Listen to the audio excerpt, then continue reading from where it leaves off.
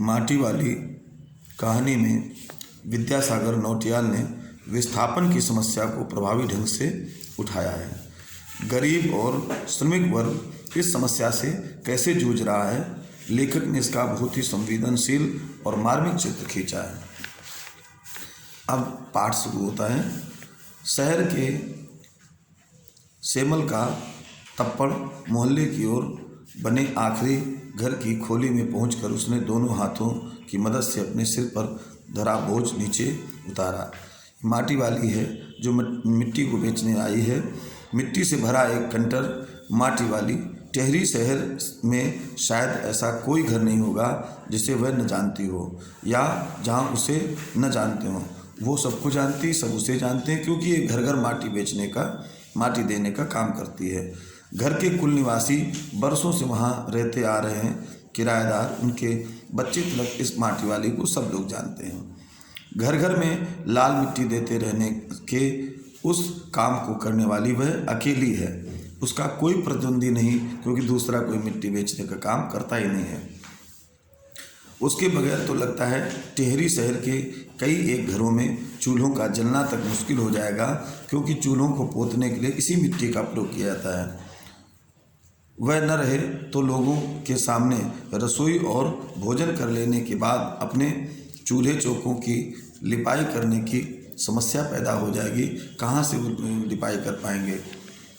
फिर घर में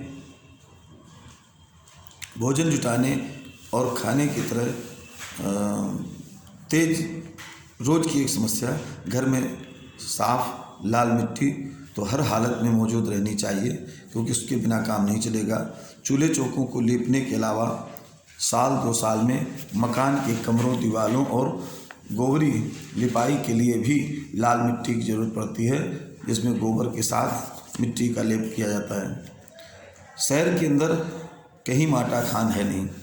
भागीरथी और भीलांगना 2 नदियों के तटों पर बसे हुए शहर को मिट्टी इस कदर रेतीली है कि उससे चूल्हों की लिपाई का काम नहीं किया जा सकता।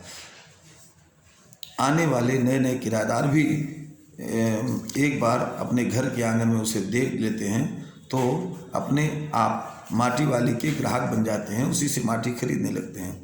घर घर जाकर माटी बेचने वाली नाटे कद की एक हरजन बुढ़िया माटी वाली है।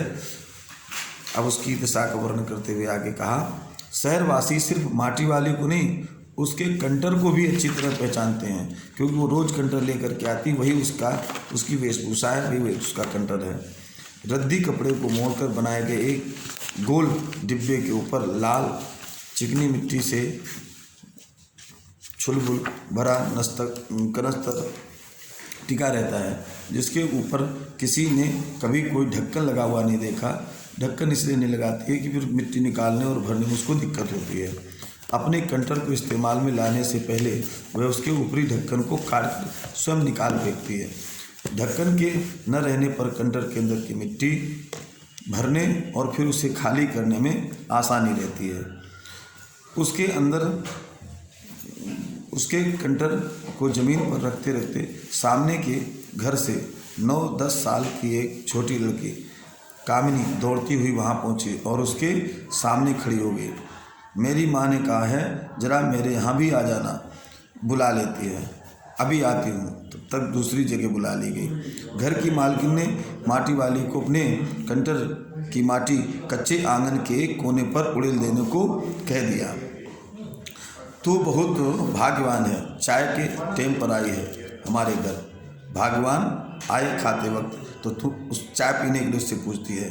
अब वह रसोई में गई और 2 रोटियां लेती आई। रोटियां उसे सौंप कर वह फिर अपनी रसोई में घुस गई और अपना काम करने लगी। माटी वाली के पास अपने अच्छे या बुरे भाग्य के बारे में ज़्यादा सोचने का वक्त नहीं था, समय नहीं था। घर की मालकिन के अंदर जाते ही माटी वाली ने इधर उधर तेज निगाहें दौड़ाई। हाँ, इस वक्त वह अकेली थी। जब उसने देखा कोई नहीं देख रहा है तो उसने एक रोटी अपने धोती के कोने में, साड़ी के कोने में बांध ली, अपने बूढ़े पति को देने के लिए। उसने देखा नहीं, उसने फौरन अपने सिर पर धरे नल्ले के कपड़े में के मोड़ों को हड़बड़ी में एक झटके में खोला और उसे सीधा कर दिया। फिर एक गहरा किया। खुल जाने के बाद वह एक पुरानी चादर के एक फटे हुए कपड़े के रूप में प्रकट हुआ। मालकिन के बाहर आंगन में निकलने से पहले उसने चुपके से अपने हाथ में थामी 2 रोटियों में से एक रोटी को मोड़ा और उसे कपड़े से लपेटकर गांठ बांध करके अपने पति के लिए रख ली। साथ ही अपना मुंह यूं ही चलाकर ये दिखाना चाहा कि मैंने एक रोटी खा ली है, दिखाने का नाटक किया। घर की मालकिन पीतल के गिलास में चाय लेकर लौटी। उसने वह गिलास बुढ़िया के पास जमीन पर रख दिया। ले, सादा बासी साग कुछ है नहीं, अभी इसी चाय के साथ निकल जाए, अर्थात उस रोटी खाने के लिए चाय का साथ ले ले, ये उस मालकिन ने कहा। माटी वाली ने खुले कपड़े के एक छोर से पूरी गोलाई में पकड़कर पीतल का वह गर्म गिलास हाथ में उठा लिया। अपने होठों से गिलास के किनारों को छुआने से पहले शुरू में उसने उसके अंदर रखी गर्म चाय को ठंडा करने के लिए सूसू करके उस पर लंबी लंबी फूंकें मारी। चाय जैसे हम लोग पीते हैं उस प्रकार से उस माटी वाली ने चाय पी। तब रोटी के टुकड़ों को चबाते हुए धीरे धीरे चाय पीने लगी। चाय तो बहुत अच्छा साग हो जाती है ठकुराइन, और खा करके बोली, अरे ठकुराइन, साग की ज़रूरत कोई है नहीं, चाय साग का काम कर रही है। भूख तो अपने में एक साग होती है बुढ़िया, भूख मीठी की भोजन मीठा, ये वाक्य इसमें 2-3 बार आएगा। इसका मतलब है कि जब भूख लगती है तो चाहे जैसा भी भोजन हो, रूखा सूखा भी अच्छा मीठा लगता है, लेकिन कोई खाए पिए हो तो जो काजू की बर्फी तक खट्टी लगती है। तुमने अभी तक पीतल के गिलास संभाल कर रखे हैं। बातचीत शुरू कर दी मालकिन से। पूरे बाजार में और किसी घर में अब नहीं मिलते हैं ये गिलास। तब मालकिन बोली, इनके खरीदार कई बार हमारे घर के चक्कर काट कर लौट गए। पुरखों की गाढ़ी कमाई से हासिल की गई चीज़ों को हराम के भाव बेचने को मेरा दिल गवाही नहीं देता, इसलिए ये गिलास हमने बेचे नहीं, संजो करके रखे हैं, पैतृक संपत्ति मान करके रखे हैं।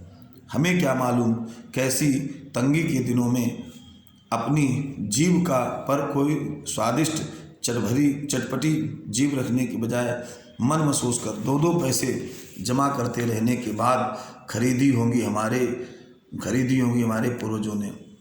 उन्होंने ये तमाम चीज़ें जिनकी हमारे लोगों की नज़रों में अब कोई कीमत नहीं रह गई है, कैसे कष्ट से इकट्ठा की होंगी, तो हम कैसे इनको बेच दें। बाजार में जाकर पीतल का भाव पूछो जरा, दाम सुनकर दिमाग चकराने लगता है, और ये व्यापारी हमारे घरों से हराम के भाव इकट्ठा कर ले जाते। तमाम बर्तन भाड़े, कांसे के बर्तन भी गायब हो गए हैं सब घरों में। ऐसे बातचीत करने लगी वो। इतनी लंबी बात नहीं सोचते बाकी लोग। अब जिस घर में जाओ वहाँ या तो स्टील के भाड़े दिखाई देते हैं या फिर कांच के और चीनी मिट्टी के भाड़े बर्तन दिखाई देते हैं। अपनी चीज़ का मोह बहुत बुरा होता है।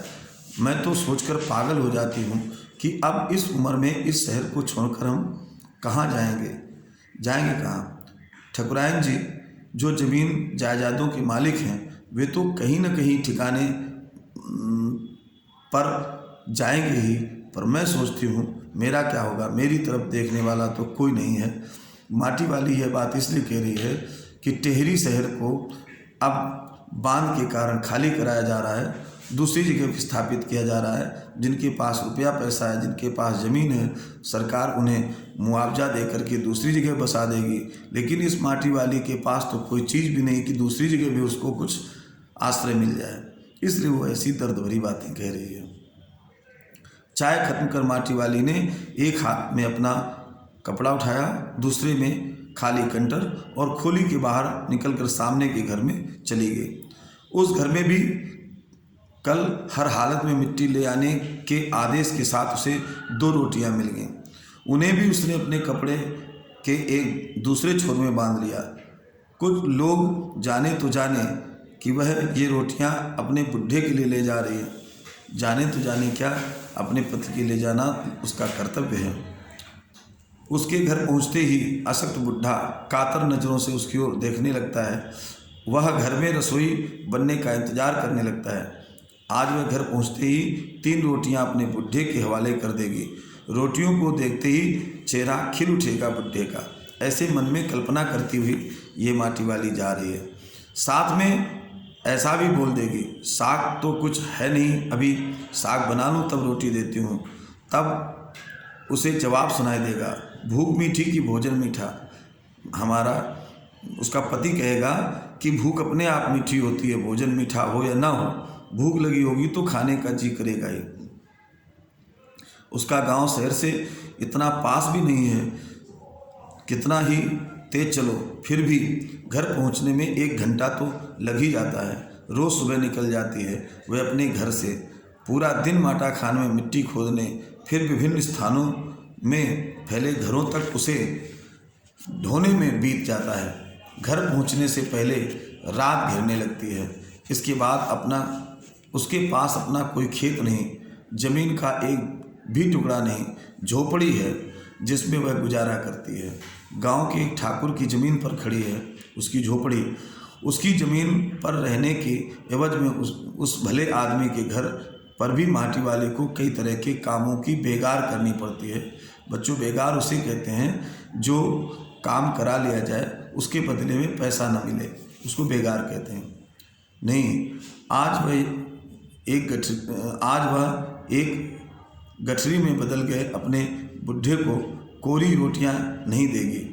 गठरी में बदल गए बुढ़े वृद्धता के कारण, गरीबी के कारण पेट पीठ एक में मिल गए हैं और सिकुड़ा हुआ लेटा हुआ, इसलिए गठरी कह दिया।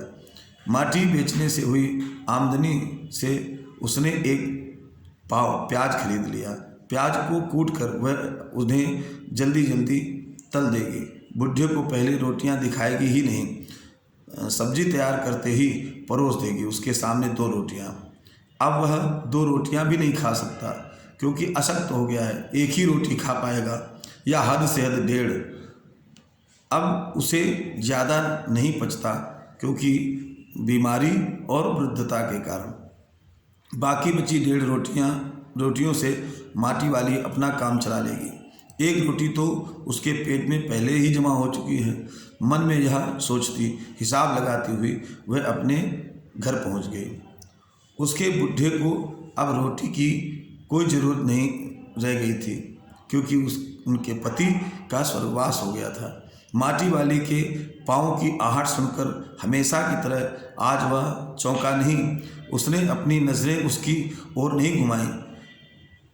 घबराई हुई माटी वाली ने उसे छू कर देखा। वह अपनी माटी को छोड़कर जा चुका था, अर्थात उसके प्राण अनंत में विलीन हो गए थे और अब शव ही पड़ा हुआ था। टेहरी बांध पुनर्वास के साहब ने उससे पूछा कि वह रहती कहाँ है। तुम तहसील से अपने घर का प्रमाण पत्र ले आना। मेरी जिंदगी तो इस शहर के तमाम घरों में माटी देते गुजर गई, मेरे पास तो कोई कुछ है ही नहीं। माटी कहाँ से लाती हो? माटा खान से लाती हूँ, उत्तर दिया उसने। वह माटा खान चढ़ी है तेरे नाम? अगर है तो हम तेरा नाम लिख देते हैं। माटा खान तो मेरी रोजी है साहब, रोजी है साहब। बुढ़िया, हमें ज़मीन का कागज़ चाहिए, रोजी का नहीं। बांध बनने के बाद मैं क्या खाऊंगी साहब? इस बात का फैसला तो हम नहीं कर सकते, यह बात तो तुम्हें खुद ही तय करनी होगी, कहाँ रहेंगे, क्या करेंगे, क्या नहीं करेंगे।